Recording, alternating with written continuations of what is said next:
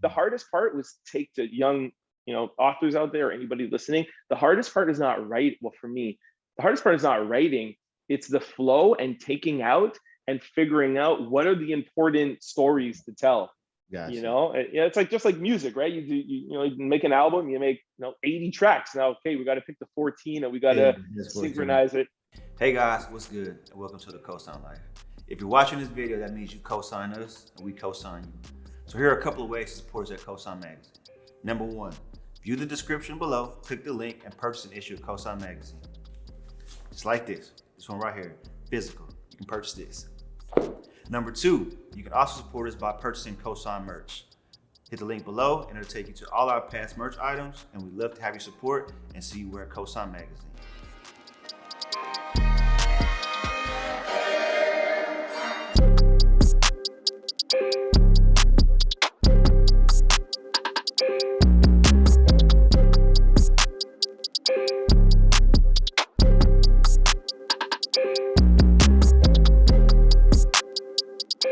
What up, guys? Thanks for tuning in to another episode of COSIGN Conversations. This is a very special episode. We don't say that too often.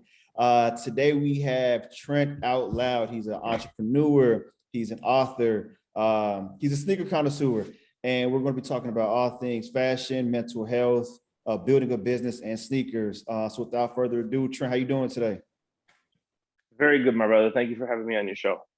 Thank you. I greatly appreciate your time. So before we start, I always like to give an opportunity for people to give their backstory. So I'm going to ask you kind of like a cliche question, right? But it's going to be a starter question, all right? All right. So if somebody had to ask, who is Trent Out Loud? What would you say? Trent Out Loud is a kid who grew up in Montreal, Canada, Jamaican parenting. Okay. Was always focused on doing things outside the box, even growing up. Never stayed in that little like cookie cutter mold. My sister always knew what she wanted to do. I didn't know, but I feel like I was always that kid that wanted to explore and experiment, and that led that young kid to entrepreneurship, and that's who Trent is. So at what age did you take a first stab at entrepreneurship? I was thinking about that when I was writing the book, and I was like, where did I start? What was my first one? And it was burning CDs. I started Trent Quality Records. Remember when CD burners came out? They were super expensive, so I saved up. I think I got a loan from probably somebody like, give me like $200-300 and I'll hit you up. And like, that was my first dabble into like finding an investor. And so I got a CD burner. I even got the little labels.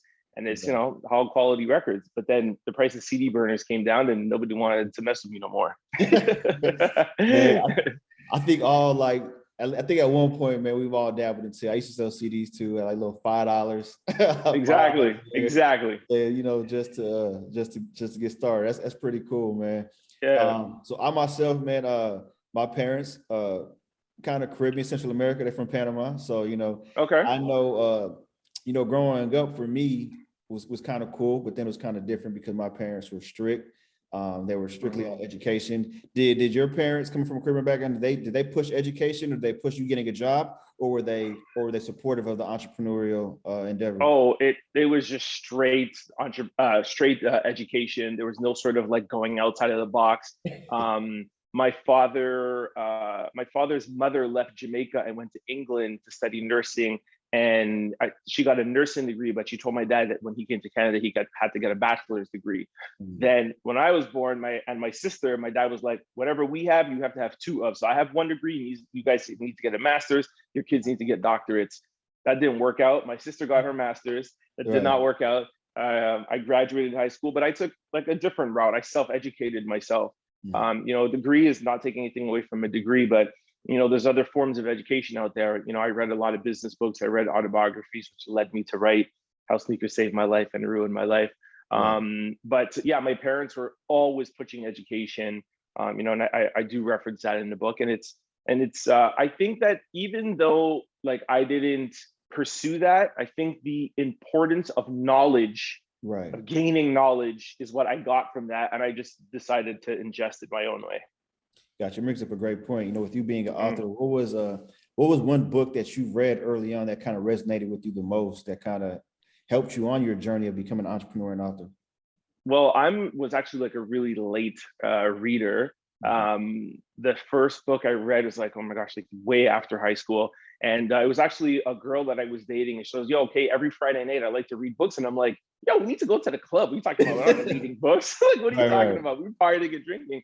And she's like, no, but we go to Chapters. It's just like the biggest bookstore here in Canada. She's like, we're going to go to Chapters and you're going to find a book. And I was like, geez, all right. But I liked it, right? So I was like, okay, whatever you want to do, I'm down. So I got my first business book, and then it took from there. So I started studying great leaders. So Howard Schwartz, who started Starbucks, which is my favorite company in the world. So I read all the Starbucks books. Then I read about Steve Jobs, Richard Branson, Richard Branson, who started Virgin, Ted Turner, CNN. I wanted to study people who had billion-dollar companies and just take little nuances from each story. To answer your question, the most game-changing one for me was Richard Branson, losing my virginity. There's so many lessons and so many little like things that I picked up from there. So that was probably my favorite business book. And Barack Obama. I read all of Barack Obama's books too. Oh, that's nice. Great leader. Yeah, if you want to lead, you got to study great leaders, right? Nah, for sure. And he's probably the best out of all of them. Definitely, bro. Well, let's keep going on this journey till you become an author, right? So, okay. Talk to us about how you founded your company, Exclucity. So I talked about this in the book, where I've always, from a young age, I've always known that multiple revenue streams was always really important. I always like to have a couple of pots on the fire to make, when one starts to cook up, that's the one that you pay attention to, right? But how are you going to know unless you have multiple pots? So Exclucity was just a pot on the fire for me. Gotcha. And I was modeling at the time. I was doing acting. I had various different things kind of going on. That's why at first I just started, selling clothes out the trunk of my car, because I was like, I don't know nothing about retail. Like, it's just like a little side hustle, long tees and do-rags. As it kind of picked up momentum, there came a point where I was like, okay, now like I have this store. Then I left and I had my first brick and mortar location. Okay. And then once we got, we started getting into shoes, I had to make a choice to say, like, do I continue with my modeling career? Or do I continue with some other avenues? And then I made a choice because of the energy that I feel like I was building in Montreal. Like I said earlier, like you kind of have to look and say, like, it's great to have multiple revenue streams, but let me kind of put, more of my attention to Exclucity. So it's, it just came out of like a side hustle, to be honest with you. And I think I read it was you started in 2006? Was it 2006? Yeah, officially. I was around 2004-ish. I was selling clothes out the trunk of my car, but 2006 is when I had my first brick and mortar location in the basement and an official company. Awesome. So, we're in an age of information and numbers, right? Starting in 2000, officially starting in 2006, and you end up building this multi-million-dollar brand. How long did that take you to get to that point?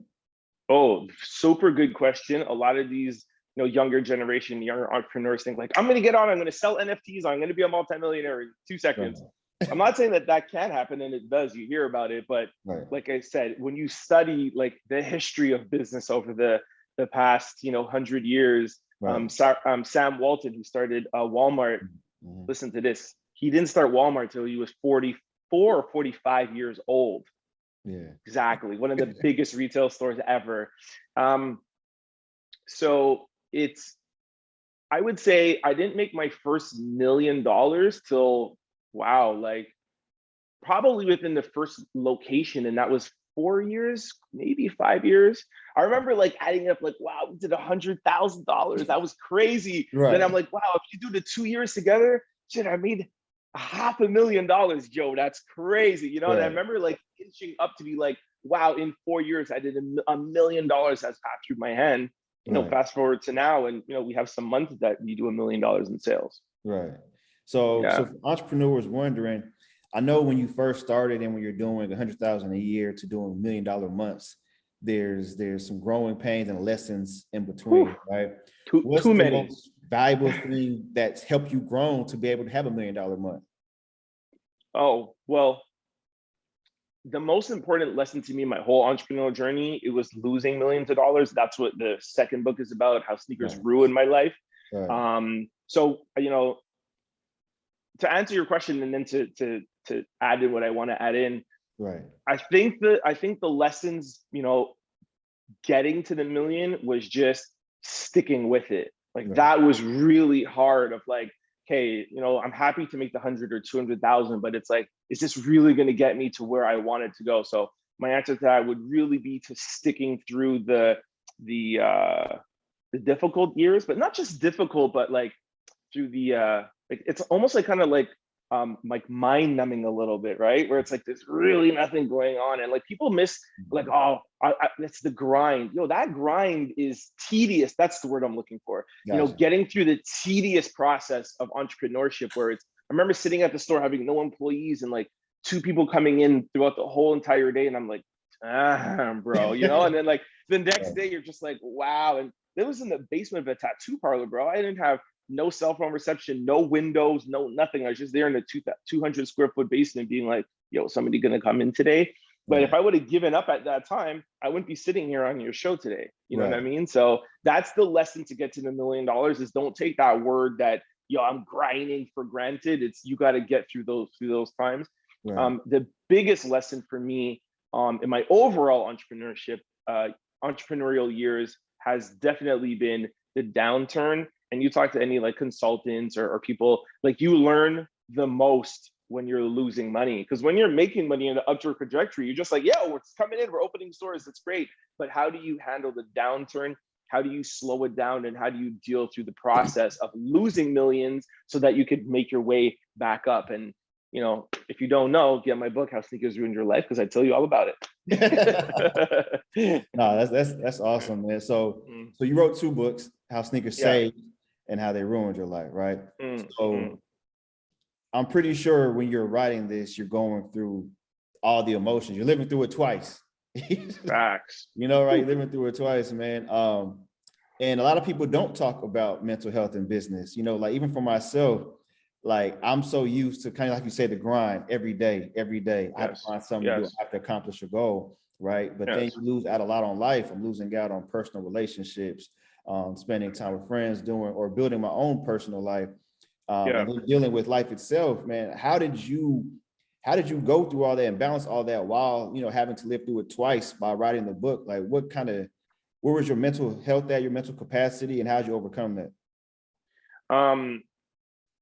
The short answer is therapy. You gotta get help, man. A lot of us don't, especially the Black community, the minority community, we think, oh man, I'm not crazy, I'm just depressed. Depression is a sign of mental health, right? Anxiety. So I've had experience with therapists before in my younger years. I touch on that in book 1. But in book 2, what I found was really interesting is, as much as I am a mental health advocate and as much as I believe in therapy, I started going to therapy, just right at the start of like the downturn, where like the first year we kind of broke even, and like, you don't just like wake up and lose $1 million. You see, hey, sales are going down. We only broke even. What's going on? Okay, let me get some consultants. And consultants are like, hey, in the next 6 months, you're going to lose $2.3 million. And by next year, you're going to be bankrupt. And you're just like, holy shit, and for me, I talk about this, I kind of detail that moment where I was on such a path of like a blind path. Like I didn't see the downward trajectory and I didn't want to believe it. They had to have an intervention for me. I had 2 consultants and a lot of my upper management, and they were like, you're going to have to file for bankruptcy if you don't start, changing your ways. And I knew part of that changing my ways wasn't only from a financial and a business point of view, it was also changing my ways internally. So I went to therapy. It's I got some diagnoses, which I do talk about in the book, where they say you may be suffering from hypomania or mania, which is a in the family of bipolar disorder. And he's like, well, like maybe that could have been, some of the reasons why you've made the decision. So I had to deal with my company, but also deal with myself. And it was so hard. And I did what I feel like a lot of people do. And you're just like, man, my therapist doesn't know what he's talking about. Like, I don't need therapy. I'm fine. And then the alternative was I started drinking. I started trying to go out, and I say, like, I got lost in trying to lose myself. And just, I went on a really bad, like, downward spiral. And, it's hard waking up saying, shit, I might lose everything I worked the past 10 years for. I might, lose everything that I struggled and I grinded for. And, it was the pandemic and the world stopping that, kind of broke that, okay, I'm going to stop going out. I'm going to stop trying to party. I'm going to stop trying to, lose myself in not being able to deal with myself. And I call back my therapist and I was like, I'm really sorry that I haven't seen you in the past year. And he's like, don't be sorry. That's what we're here for. The fact that you called me, that's the first step, and, through the pandemic, I went through therapy, and then I started writing the book, and I'm in a much better place now. Am I perfect now? No. I'll detail that more in the third book, but yeah, it was, dude, it was tough, man. It was really bad. Man, I know you you probably detail this all in the book, but what I want to ask is, outside of therapy, right? Nobody really talks about taking losses in business, right? Instagram is a facade. Of course. It's your highlight reels, all the wins, right? But somebody tells you, hey, you're going to have to file for bankruptcy, your business is failing. What's the first step to turn that around? Like I said, I know you probably go into really detail in the book, but what's that first step for somebody who's knowing, hey, I haven't been in the green in a long time? Like, what's that first step to turn that around, to be able to turn your business around? You want to know what my first step was? Yeah. Just being honest, drinking. I didn't want to take the step. I didn't want to believe it. Right. I could turn it around. I could change it. It's just a bad couple of months. I'm going to do this. And instead of sitting down and dealing with it, you leave that meeting and you're like, fuck, I don't know if I could really do this. And then I was drinking. I need to go on a vacation. I didn't deal with it.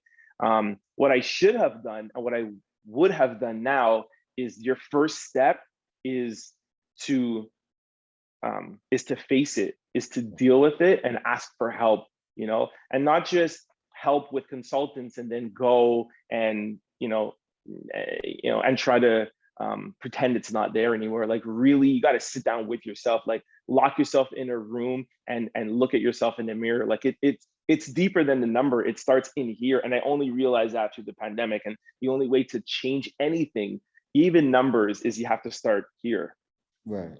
It's gonna be like self-aware within yourself. Yeah, exactly. If you don't know it, then how are you ever going to change it? It sounds simple, but I talked with my accountant, and she was like, there's a lot of business owners that will, no, you don't know what you're talking about. And notice, right? Like, oh, you don't know what I'm talking about. Oh, my therapist doesn't know what he's talking. If you're at a point where nobody around you knows what they're talking about, and and they're paid to give you advice, like their job is to give you their best advice possible, and you're not taking advice, that's when you're like, okay, there's something that I got to look in deeper within. And I wasn't able to look deeper within because I was hiding myself in alcohol and partying and smoking and, being in Jamaica, being in Barbados, and like, and dating and trying to pretend that, that stuff wasn't really there. Right. But like you said, like, you feel like you're in a better place now. So obviously something changed. So what made what made you put the bottle down? What made you get serious? What made you to finally realize, I need to look within myself? Because it had to be something that you chose. So what inside you ignited that for you? Lockdown. I couldn't fly anywhere. But for some people, it enhanced their vices. So even if you're on lockdown, now they're in the crib by themselves drinking more. So good point. I was at such a low that I knew within me that I know that I couldn't go any lower. So thank you for giving me that credit. I was self-aware, but the fact that the pandemic was there and I could be like, okay, we have to be, because I think I was also like I think I was also like a little afraid to do it. I was afraid to stop everything on my own. So I used the lockdown as kind of like an excuse, kind of, you know what I mean? I'm like, oh, I can't go out. I can't party with you. I can't do anything. Right. Where there were people that were doing those things, I was like, okay, no. And I'm like, let me just take this time. So I think I was at such a low place, and I was in such a rut that I knew you're always aware, like, you know, when you're in a bad place, but you know, just that lockdown was like, hey, the world's shutting down. Why don't I take a second to shut down? And that, you know, 3 or 4 weeks of shutting down and not drinking, like I literally feel like the skies opened up, like things, everything felt brighter. And I saw what people were saying. They're like, look, you don't have a great chance of saving your company, but there is a chance. But because I was in such a dark place, I couldn't see that chance. The 3 or 4 weeks at the beginning of lockdown let me be able to look out the window and say, oh shit, I see that opening in the sky, you know? And now when I look at it, the whole fucking sky is open now. You know what I'm saying? So yeah, man. So you have to be ready for it. You're right. No, that's amazing. So let's go back to you penning your first book, How Sneakers Saved Your Life, right? Okay. You wrote that all yourself, or do you have a co-writer, or? All on my own. I did have an editor because you know, I'm dyslexic, so writing for me is very, very hard. I'm the worst speller in the world. But I really wanted it to be in my voice. I wanted to be, and that's why I self-published it. I didn't want to have to waste years of somebody saying, you can't talk like this and you can't say that. You know, when I gave it to my lawyer, he's like, it's so refreshing to read a colloquial style writing. I'm like, what the fuck is colloquial style writing? I didn't know. I was like, what are you talking about? He goes, it's when you write like how you talk.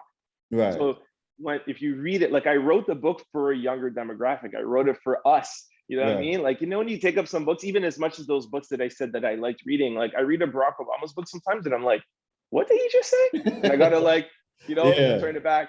You know, like I see reviews or I see comments about my book and they're like, wow, I read your book in one day.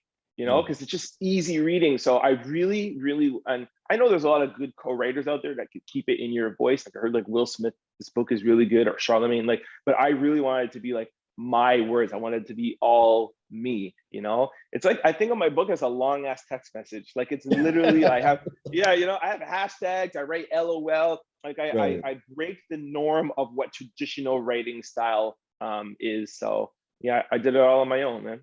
No, that's awesome. So when somebody reads the first one, what do you want them to take away from it, honestly? Because what some people may take away is different from what you may honestly want them to pull from there, from your experience. What would you say that takeaway is? So I end off the book with, I was like, I'm giving away the last page. I shouldn't give this away, but like the for me, why sneakers saved my life is that it gave me financial freedom. And that's what I believe entrepreneurship does. It gives you financial freedom. And I highlight that the key word in there is freedom and not financial. Because you know, from the second book, I lost a lot of money that I made. But I was always like, I say this, like when I have kids, I'll be rooting my kids and pushing for them to be in entrepreneurship, just like how soccer moms are pushing their kids to be in soccer or ball or whatever. Like, I don't feel like sports or all these other avenues can give you what entrepreneurship is. Passive income. You know what it is to really be like, oh, I'm going to be my own boss. Like, and it's hard. Don't get me wrong, but there's certain like beauty in owning your own business and having that, you know, and having that luxury of having your own freedom. It's beautiful. So I hope that the entrepreneurs that may be on the fence, or you might be at your job thinking about entrepreneurship, I think that, or in sports or whatever it is that you do, that you could look at entrepreneurship in a different way and see that it can be done. And I think entrepreneurship is beautiful. So I hope it encourages people to be more entrepreneurial. Not for sure. Do you think what you built can be replicated in like 2022? Or do you think like the sneaker industry has changed so much that you would have to pivot to something else?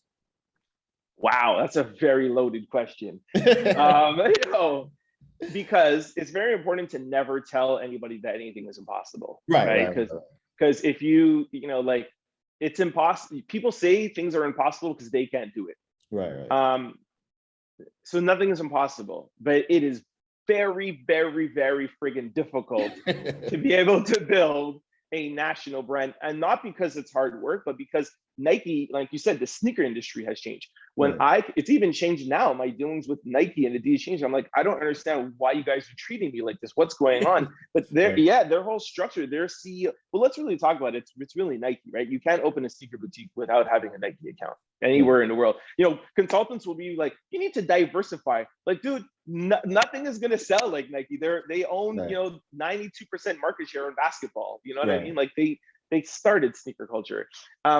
So when I started, Nike direct to consumer was probably like 5%. So their revenue came from their retailers, the Foot Lockers, the this or the whatever, and then their independent stores. And now I think it's John Donahue, but even before there, Mark Parker said, we're going to get to $50 billion in 2020. He fell short of that mark because of Adidas, but his way of how he's going to increase profitability was to be able to get direct to consumer. How do you do that? You cut out your retailers and you sell directly to your consumer. Right. So I'm selling a Jordan for $250. Nike's like, why should you sell it for $250? We're going to sell it for $250 and make what you're making off of it. Right.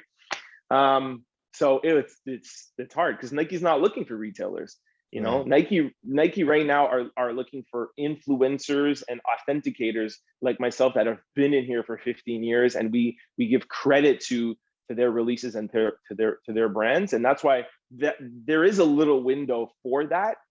If you could be influential, then you can open a secret boutique, but it's not about numbers for them anymore. It's not about like how much can you buy from them anymore. It's about how influential and how much you could change and how much of an impact. That's the trick. You want to open a secret boutique, show Nike and Adidas that you're impactful in your community. That's what they want.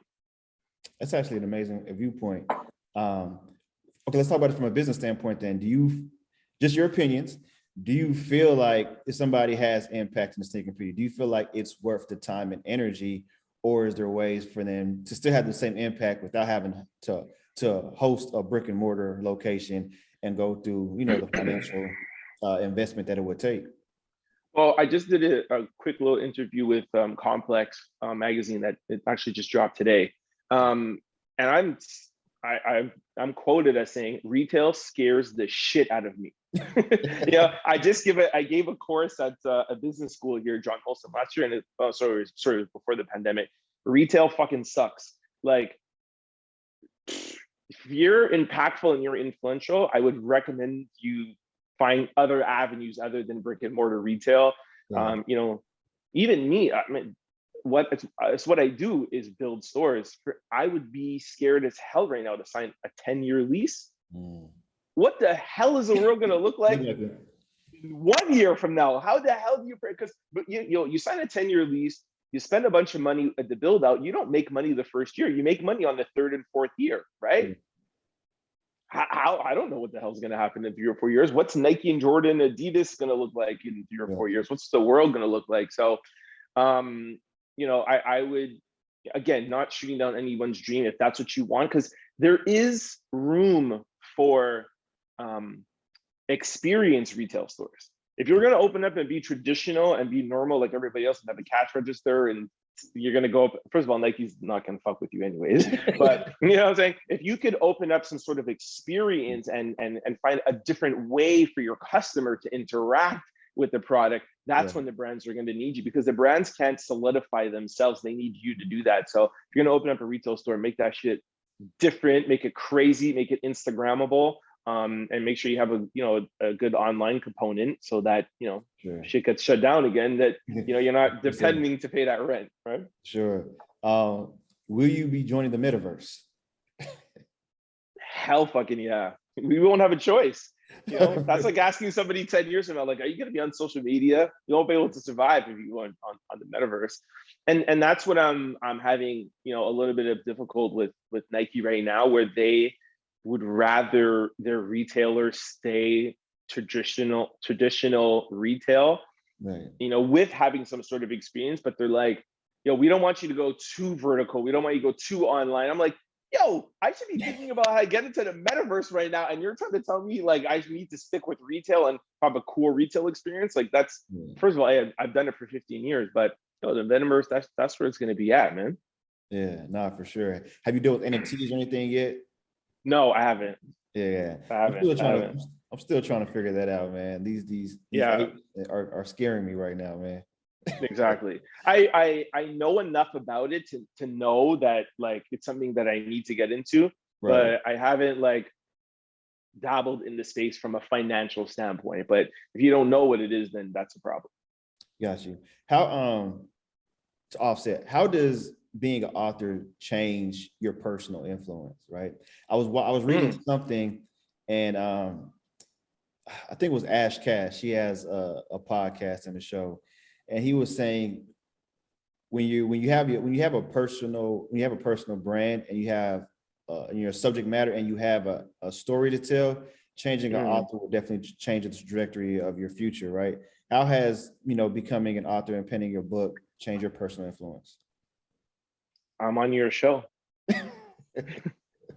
You know what I'm saying? Like I've been doing this for 15 years, and yeah, I've had we had the Galaxy phone posits, the news came, they interviewed me, etc., etc. But when you have a story to tell, and when you're an author,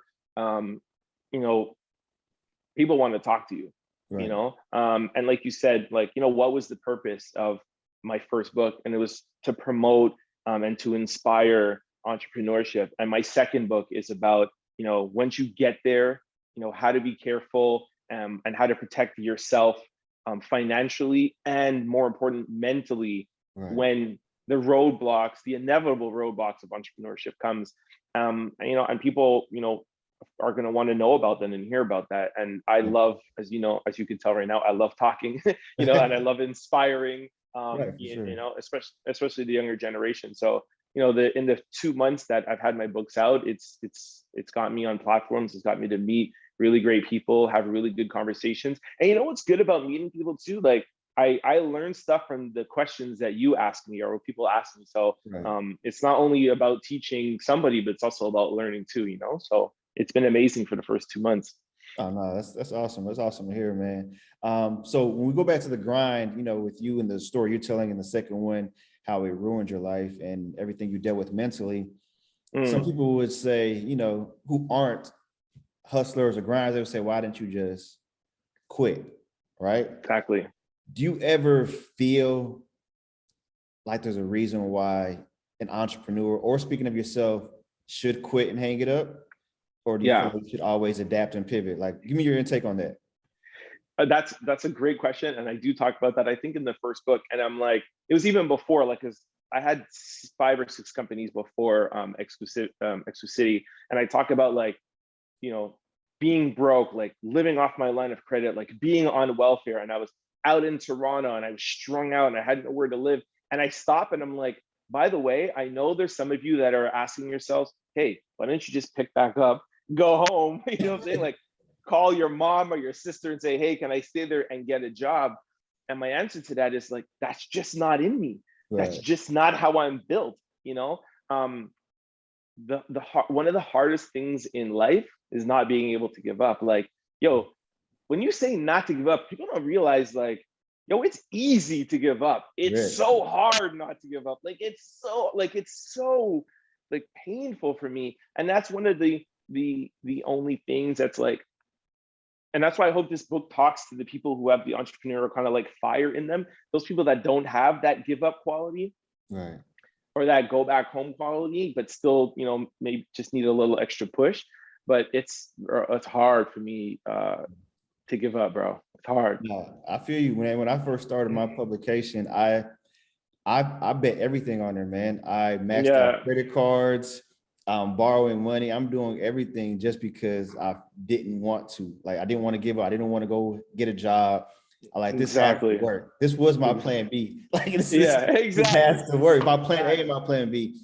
It has to work, man. So I've definitely been there. But I've always wanted to ask other people that question, is like, is there a point where you feel like you should quit? Because for me, it's like, I can't see myself doing anything else. Right. Exactly. So it's just basically just, figuring it out. And I think one thing I can say was great about you as well is that, becoming an author and telling your story, it essentially only brings more awareness to what you have going on to your other brands and businesses. So it's like your personal brand, your personal influencing is also going to funnel and, increase, income for your other brands. So it's a great thing to have as well. Yeah, exactly. No, it's for sure. And it's like, I have been told many a times, like even with Exclucity, one of my consultants was like, just get ready because it's inevitable. Like you're gonna have to file for bankruptcy. Like it's coming. But I'm like, it's not fucking here yet. Yeah. You know what I mean? So I will only, and like I said, that was, when I was in Toronto, like on welfare or whatever. But even I think it's harder when you have success. And I talked about it in the book, right? I have a house that has 6 bathrooms and I have everything. And they're like, yo, you could just get out now and you lose the store, but you could still keep your personal things. And I'm like, nah, like losing the store, I don't want to have this house and then lose the store. And I bet on that, right? I remortgaged my house. I maxed out every single thing I had, all my savings and everything. And to me, the only time I would stop is just when I don't have the store, when I don't have the accounts, when I don't have anything and I can't do anything more. Then I'd be like, all right, what am I going to do next? Like I might stop that, but I'm still not going to go out. And I don't want to say I'm not going to go out and get a job because there's everybody, I don't want to be like a Dame Dasher. It's like everybody needs to be a boss. And It's like, it's just, I think you and I are talking about people like us, people that have that entrepreneurial blood in them, and entrepreneurship is not for everybody. But yeah, exactly. Dude, I'll dust it off. I'll call you and be like, yo, what's up?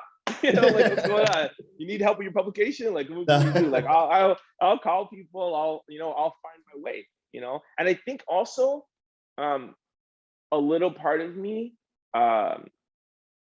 loves that risk factor in it, like that's the fun. Like Kobe Bryant says, like it's not winning the championship, it's the road to the championship that's fun. You know what I'm saying? Like, and that's what's great about being able to write my book. It's the story of my journey that's fun. That's the crux of the story. That's the juicy part, selling up the trunk of my car, being broke, being on welfare, bankruptcy, and that's the fun of entrepreneurship.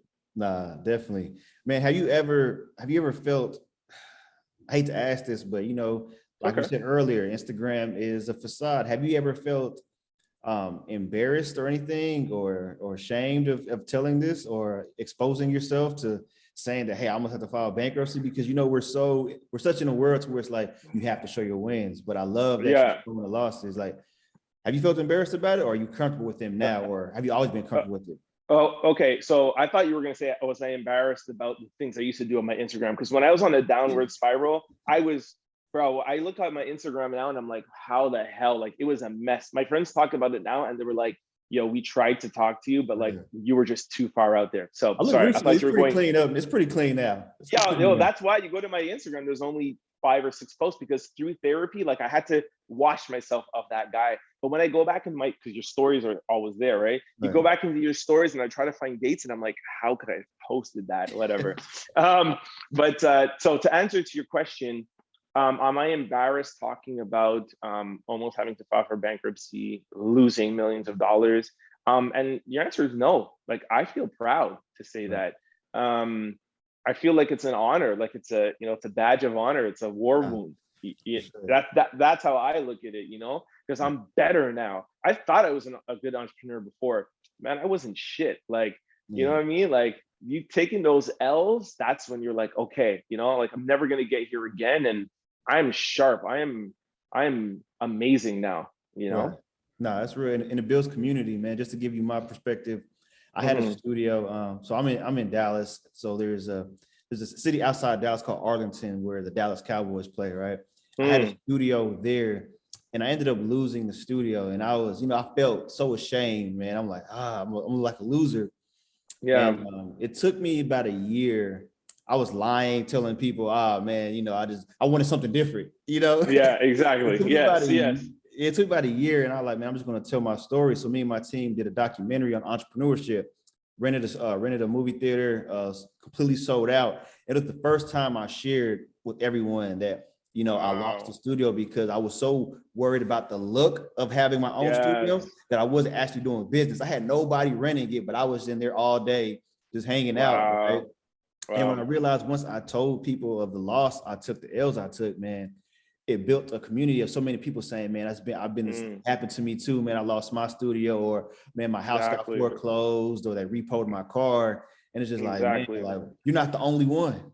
Exactly. Exactly. You know? And I think we did the same thing. That's why I was posting that shit on my Instagram before, because I didn't want to come out then and say, oh my gosh, I'm losing a lot of money, I'm closing stores. People would be like, oh, how come Exclucity is closing? What's going on? And I'm like, oh, we're just, reinventing ourselves. We're just doing this. I made a bunch of freaking excuses. I remember even at my mom's house, my brother-in-law was like, yo, why are you closing the Brampton store? And I'm like, yo, trust me, this is going to make me more money in the future. I didn't want to say, well, yo, I fucked up. And, this is happening and I shouldn't have spent so much money at that store. So even with my family and my friends, I wasn't being honest. And 9 out of 10 people that are on Instagram that are flossing and showing that stuff off, it's because there's a lot of shit in the background and they're trying to make you think that, So that's the stuff that I'm embarrassed about, the showboating and trying to make you feel like I was living a good life. That's embarrassing. Coming to you now as Trent, and raw and open, it's my proudest moment, one of my proudest moments. Nah, I appreciate that, man. And I have to ask, you just brought up your name. Where the Out Loud part come from? I don't know. Somebody was like, because at first, like, I didn't want to, I don't want to put my name on Instagram, and I don't want to do this. And I just asked them, I'm like, let's come up with a cool name. And they're like, yo, dude, you're so outspoken. You're Trent Out Loud, So it just came out like that. But now I'm trying to be out loud without having to be physically loud. That's I'm trying to learn that, right? Sometimes you speak louder being quiet. Right. Yeah. And just you speak louder with your moves and Exactly. and conduct yourself than actually having to speak. That's amazing. Exactly. I would be remiss if I didn't ask this question, because we are called COSIGN, right? Okay. Can you think back, whether it's the book or you can talk about your stores, of who the first person to actually co-sign you, vouch for you, endorse what you were doing, and what the significance of that was? Ooh, I'm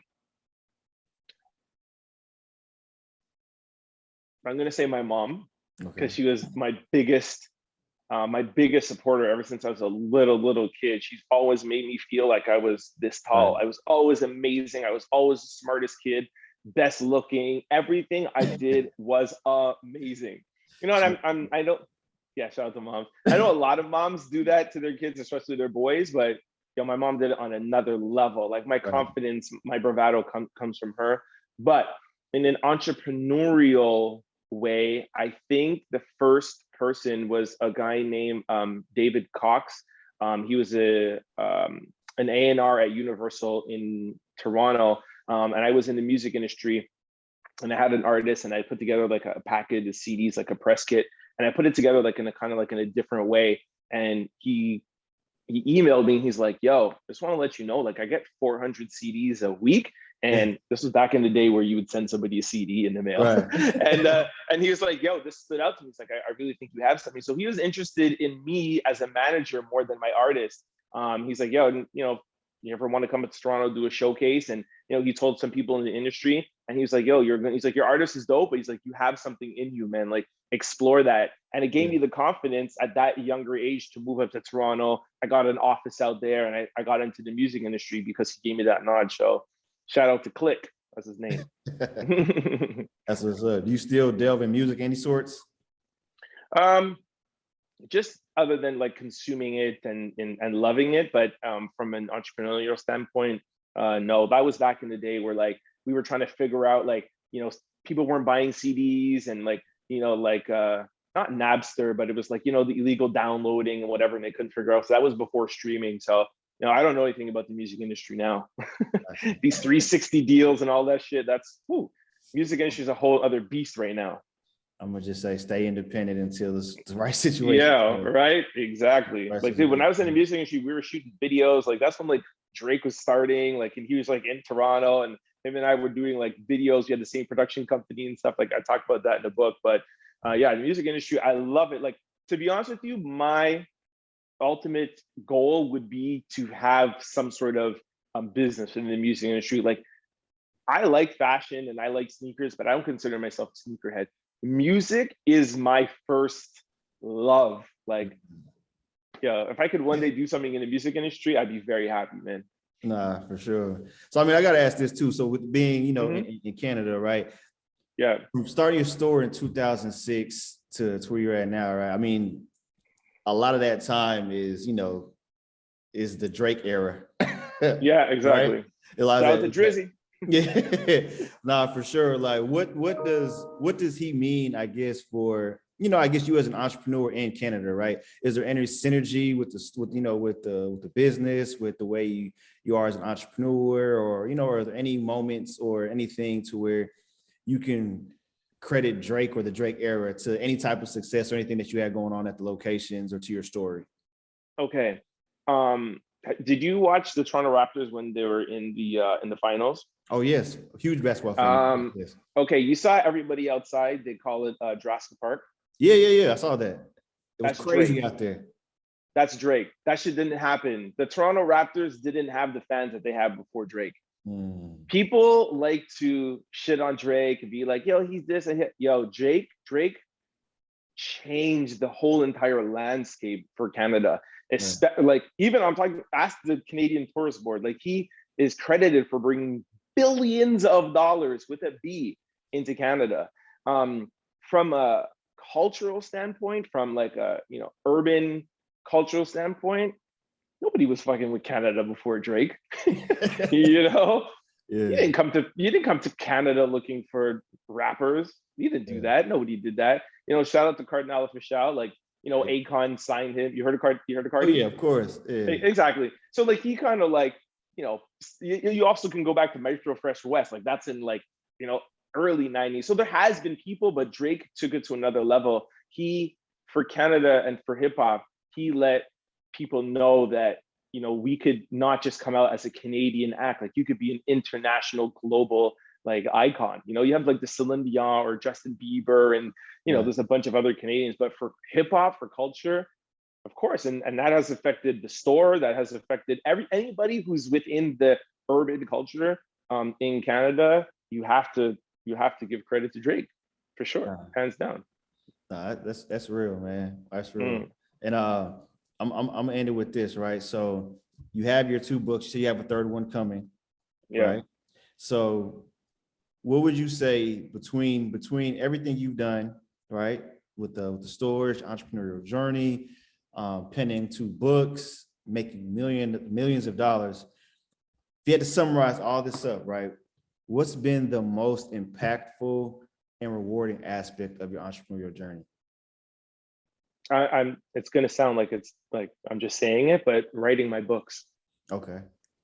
That has been, because I started writing my books 13 years ago, 14 years ago when I was modeling. I've always, and it started out as a how-to book, like how to live your truth, how to live, but it didn't pan out that way. It didn't work. I tried different things, a YouTube channel, a meme page on Instagram, and nothing worked. Yeah. But writing my books, like, I don't want on my casket to be like the sneaker guy. That's not what I want to be known for. I want to be known for my story. I want to be known for my journey, and that's encapsulated in my books. It will live on forever and ever and ever, and nobody could take it away from me. I could lose Nike accounts, Adidas accounts, artists can leave me. You can't take away anything from inside of the pages of that book. It's me. I own it. It's the only thing I've ever done that was all fully 100% Trent. It's not dependent on anything or anybody else. So it's going to be my biggest accomplishment. Got you. And I'm sorry I said that was the last question, but now you just drew this up too. Good. That's good. I like that.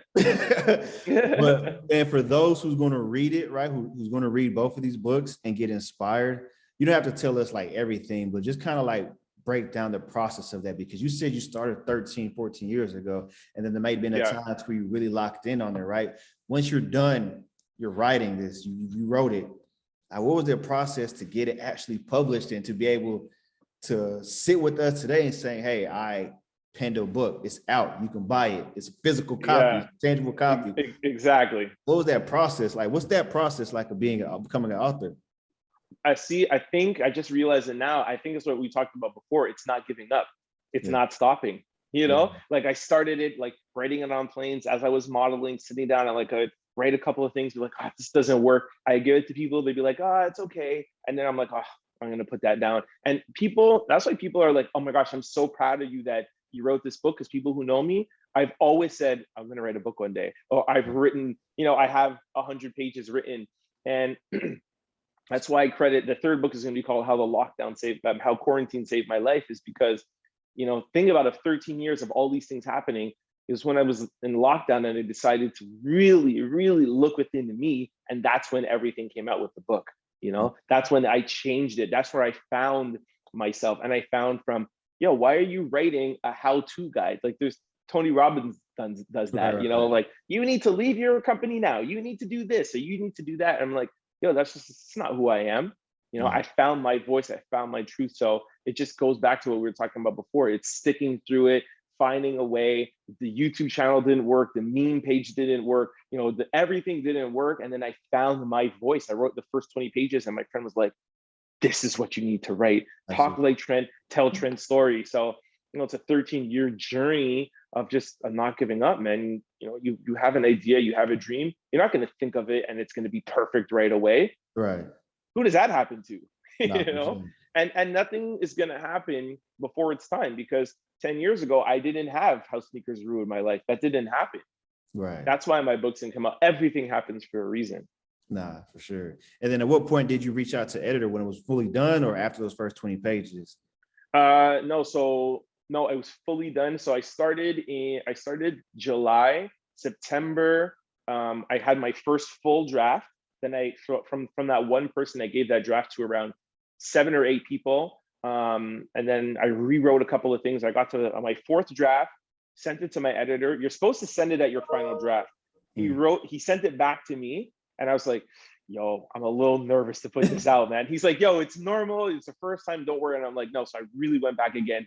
Make a long story short, it took me 6 months. January, I think 21st or 23rd, I submitted it to the printer. So it was a 6-month process. But I was in a house in lockdown. So I don't know if I could write my third book that quickly, because it's a lot to get all your ideas out, make sure it flows. The hardest part was take to young, authors out there, or anybody listening. The hardest part is not write. Well, for me, the hardest part is not writing. It's the flow and taking out and figuring out what are the important stories to tell. Gotcha. It's like just like music, right? You make an album, you make 80 tracks. Now, okay, we got to pick the 14 and we got to synchronize it. Yeah, so it was an amazing process. I'm excited to do it again and scared. That's amazing, man. If one thing I would definitely co-sign what you guys are doing, and definitely want to make sure our audience supports and get both the books. We'll definitely be sharing those. But I always like to leave on a piece of advice, motivational. It could be a quote, or it could be, again, we talked about not giving up. We talked about consistency, talked about going to therapy, but, what is one thing you want to leave, our audience with? It could be, like I said, a quote. It could be advice from you. Just kind of, this is your time to kind of share that with, with our audience and people directly. Like I said earlier, I take a lot of things from different people and build a trend. So I always like to make sure that I tell you where I get it from. So this comes from Jay-Z. Okay. The goal isn't to be rich or successful. The goal is to find out what your God-given ability is and live your life through that ability. That's deep. I appreciate you sharing that, brother. Make sure y'all follow Trent Out Loud on Instagram at Trent Out Loud. Tell us where we can get both the books. I'm sure we could definitely go on Amazon, which they have everything. Exactly. It's on Amazon right now. I skipped the bookstores. We might get to that, later on, but it's on Amazon Prime right now, worldwide. Yeah. So no matter where you're at, go on Amazon. Exactly. Get both the books, get copies, share it as your friends. A lot of our communities, entrepreneurs, and a lot of our community also are into sneakers. So we have best of both worlds. So that's dope. I'm excited, man. Yeah, they're gonna like that. I share a lot of things that it's like the back end of the sneaker business that a lot of you guys don't know about, and different tiering systems, and why does one store get this shoe and another store doesn't get it. There's a lot of kind of different things that are happening that Yeah. I'm not exposing, but I'm just letting the sneaker world into. So I hope your listeners check that out. Definitely, man. And I have mine coming, so I'll definitely shoot you a message, let you know my for sure, and all that as well, man. So definitely appreciate your time, Trent, man. All right, brother. It's a pleasure. Thank you. I look forward to building with you in the future as well, man. Definitely, man. Reach out anytime, man. Thank you very much for having me. All right, sounds great, man. Appreciate you. All right, brother. Always. See y'all later. Take it easy, man. Hey guys, what's good? Thanks for supporting COSIGN Magazine by watching this video. If you really enjoyed this content, please subscribe, like, comment, and share.